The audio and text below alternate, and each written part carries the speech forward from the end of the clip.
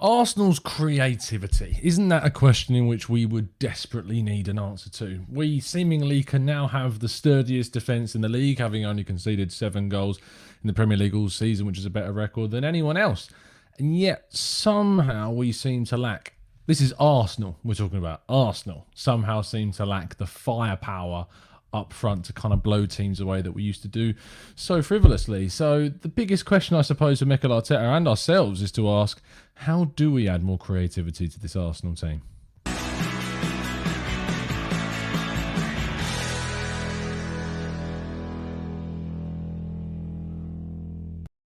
Hello and welcome to the Gooner Talk, back again with you guys for another show, for another episode of our Tactical Breakdown series show in which we... gosh, the amount of times I've said this intro, I should have smashed it by now. the joys of live television. But this is the show in which we break things down analytically and in a statistical way. They are long words, in fairness. They've got quite a lot of, what's the word I'm looking for? Syllables, that's the one. I make it hard for myself, don't I? Anyway, we in this show, we break things down statistically and analytically and give you guys the insight that you seem to enjoy so fantastically well. Yesterday we broke down Thomas Partey and Mohamed El Nene's kind of demolition of Old Trafford and how they dominated that game and really helped us with our sturdy backline and obviously shut out the Red Devils in that match as well. And whilst that's great, and I think that it's certainly something that we can see Arsenal doing going forwards, what concerns me in the long term is that we will lack creativity still. We're not going to bring up the person's name that we know could add creativity. It's pointless. He's not in the squad. Let's not talk about it. But what is in the squad and the personnel that is available to Mikel Arteta, that's what we've got to try and work out how we can get a better kind of system together to make things. So what we're going to do is I've thrown some formations together. I'm going to run through them with you and then we'll get some decisions as to what you guys think in our live chat. And of course, if you're watching on playback and you weren't able to join us live, make sure you throw a comment in the comment section below after you've dropped a like on the video and of course hit that subscription button. So let's kick off with, what's really irritating sometimes is I click a button and nothing happens. There we go. So this is kind of what I have been asking for a little bit, is to see Bukayo Saka at number 10. Now, I look at Bukayo Saka as the side that's in our side, well, obviously the one with the most creativity right now. With the players that we've got available to us, Saka, for me, is the most creative player that we have. And I think the first thing you have to mention is the formation. I mean, Owen says there in the chat, do we stick with the 3-4-3? I think that team selection and application of the system may have convinced me with our current squad. And whilst I think the 3-4-3 is very solid, what I would argue is that it doesn't enable you to break down low blocks very easily. If you're playing with a back four, we can hopefully break teams down a lot better. So this is the first option, is to play Saka in that number 10 position, feeding Aubameyang, feeding Lacazette if it deems to be him up front. The front three for me in this moment is kind of fruitless. It doesn't matter who's there for me right now, but it's that number 10 position that needs to be key. I know that a lot of people would like to see Aubameyang starting through the middle. I'm starting to get more on board with the idea of seeing Aubameyang start through the middle, but this is more about looking at how we add creativity rather than how we kind of finish things off. And I suppose that, in a way, I still want to talk about that a little bit, but having Pepe and Willian on the wide areas, and you can see Pepe's on the left, Willian's on the right, and this means that they don't have to cut in. This means that they can drive to the byline and then cut the ball back. And I think that's also key, is that sometimes by having the inverted wingers, which we've had at times, with Saka playing right, Pepe playing right, Willian playing left, Nelson playing left, when you play these inverted wingers, what it can do sometimes is it can slow the play down, because they have to check back, cut back, either recycle the ball or try and swing across in its in-swinging, which is more dangerous than an out-swinging cross. But still, it slows the play down, and especially if you hit teams on the counter, and especially if you're thinking about how you can really drive at opposition with a low block, playing your 1-2s with your fullback and your winger to get in behind a low block is really key. And if you've got a player that's inverted, that final ball, when you reach that byline, is not going to be as high quality. So I kind of like seeing a lessened version of the wingers, if that makes sense. Let's have a look at what else is applicable. So this is the other option, which is the other clear option for me anyway, and that's to put Willian at 10. Now, if you put Willian at 10, we've seen that you can play in this kind of position slightly deeper as a second striker. It allows you to play Saka in a more wider role as well with his left foot on the left-hand side. What that does mean is that it kind of forces you into playing Pepe right, or you can switch them over. But I think Saka, if you're going to play him on the wing, is better on that left-hand side than he is on the right-hand side. Again, the kind of cutting back, and Pepe's much better at cutting inside than what Saka is currently. So it's a tough one to try and think about the kind of formations and combinations that you're going to put these in. But ultimately, I kind of like the idea of having a number 10 that's either Saka or Willian just to try things out. I can see some suggestions in the chat box that are interesting, and actually you've kind of picked on something that I'm going to talk about in a brief second. The final one is this option, which is to put Ceballos at 10. Now, what I would say is that I don't think people should get hung up on the idea of what we saw against Leicester, which was Xhaka, Ceballos and Partey, which is one of our better options in midfield. Now we've got El Neni. You could possibly be looking at El Neni, Partey, and El Neni, Partey and Ceballos, which you can see I've got on the screen there. And the thing about Ceballos is that I have my concerns. A lot of people feel that he might be the key. John talked about it yesterday in our podcast, saying that he feels that Ceballos could be the key into making us more creative and free-flowing and fluid.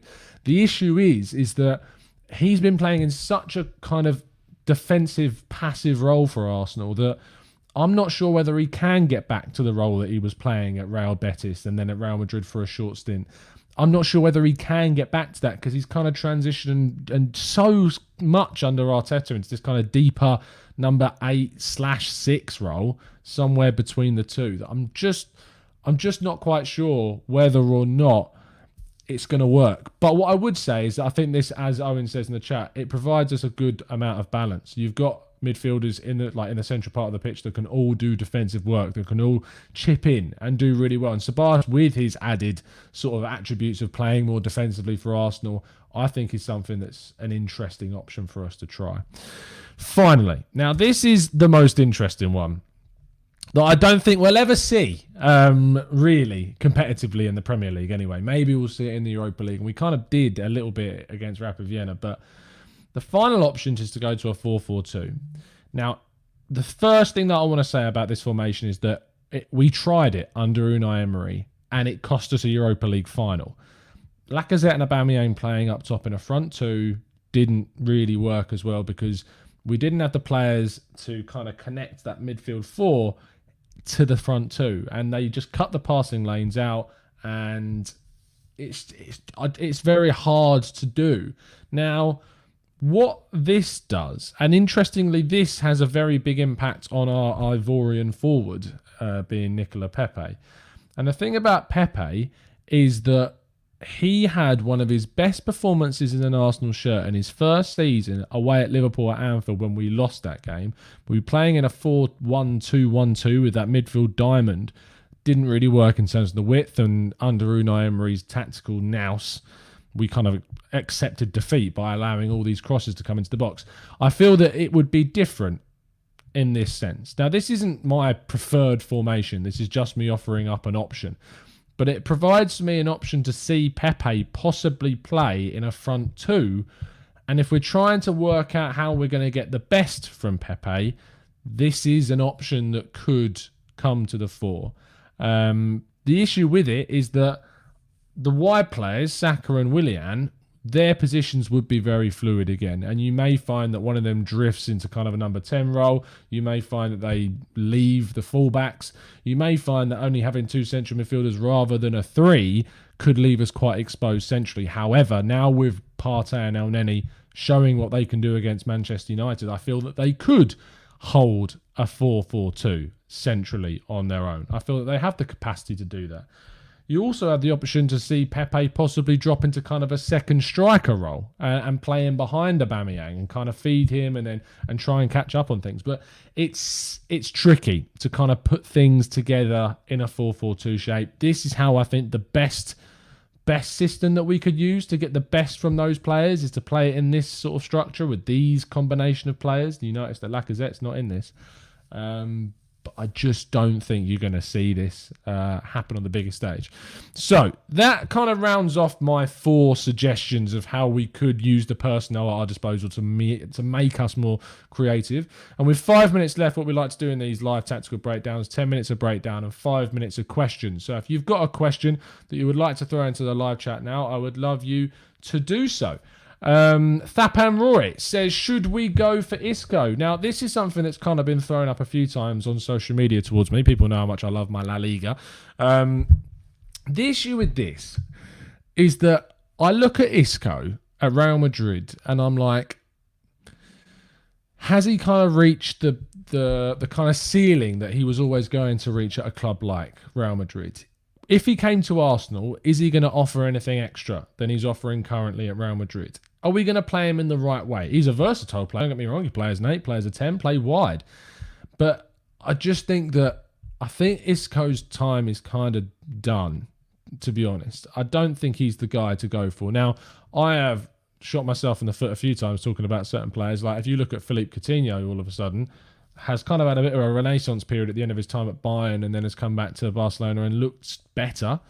And it would have been interesting to see Coutinho come into Arsenal. I wasn't a big fan of it because our finances didn't look very healthy and I thought he would have cost us a lot of wages and a big signing on fee. Like Willian has, but to a lesser extent. But I just think that Isco maybe is just kind of not really what the type of player we should be going for anyway. Ariane says, Tom, will you do a video on the creative options we could sign in January anytime soon? Ariane, as I said, last video, I think we've got an international break coming up after the Aston Villa game. There'll be lots of time for me to do some creative transfer videos in there. So I definitely plan on looking into that for sure. Carl Hellberg, so you've done this now, Carl. You've brought him up, not me. You brought him up. I'm not even going to say his name. You've brought him up, not me. Paul Geyer says, we had a similar 4-4-2 set up at times during the United game. Saka pushed up wide, Aubameyang closer to the goal. Who was the other? Well, you mean, so Saka kind of pushed up to become that 2? Or are you talking about Willian? I mean, Aubameyang and Lacazette, I suppose you mean in the front 2 with Saka wide and Willian wide. I kind of see what you're saying. But whenever Man United were on the ball, I mean, you saw the 4-3-3 and then the 5-3-2 kind of come into effect, or the 5-2-3 come into effect. So it is fluid. I understand that. I'm just talking about more rigidly, like how we could change things, I suppose. Okay, John G. Does it make sense getting a who isn't as developed as Aouar? Wouldn't it hinder the development of Saka and Emile Smith-Rowe? I mean, John, I'll no for Saka. I think Saka's development is pretty nailed on at Arsenal. I think he's going to get regular minutes. I think he's going to play.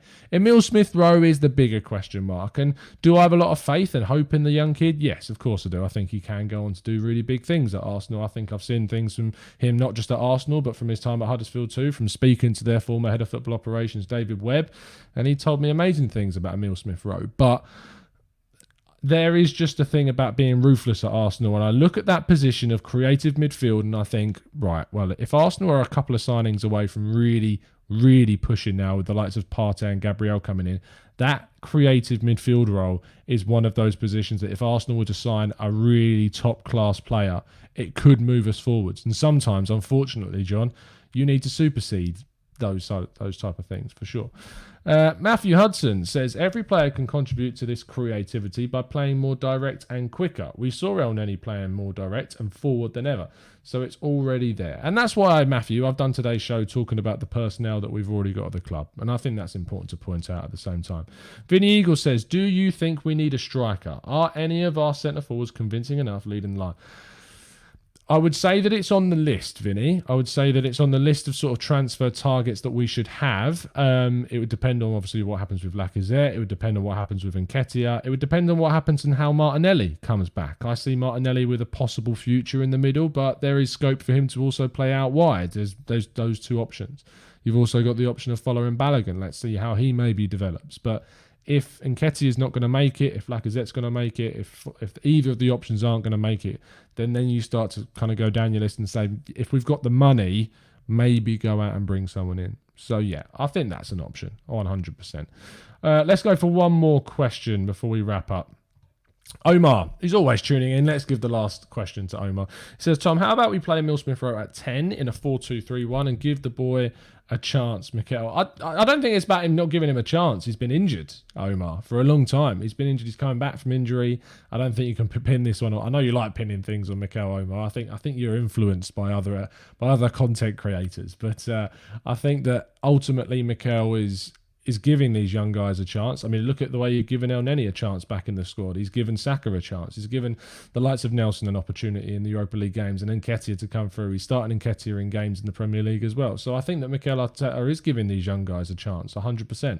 But I think with Emil Smith-Rowe, he's been coming back from injury, and he's really kind of gunning for this Molde game in midweek to be fit for that match. So I think that there's a lot of scope there. Anyway, that's going to finish off today's show. Thank you ever so much, people, for tuning in today.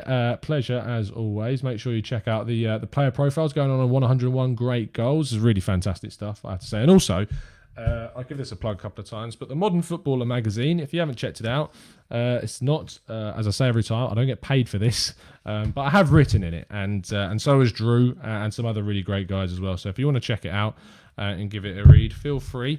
There is links on Get French. I know you will follow Get French Football News, but they're the guys that are producing it along with Adam White. So make sure that you go over and give those guys a follow, and you'll find a link to it over on their Twitter account. Speaking of which, you can follow us at the Gooner Talk TV. Make sure you drop a like on the video too, and subscribe if you're new around here. It's been a pleasure to speak to you, as it always is, and we will see you again very, very soon. And as always, up the Arsenal.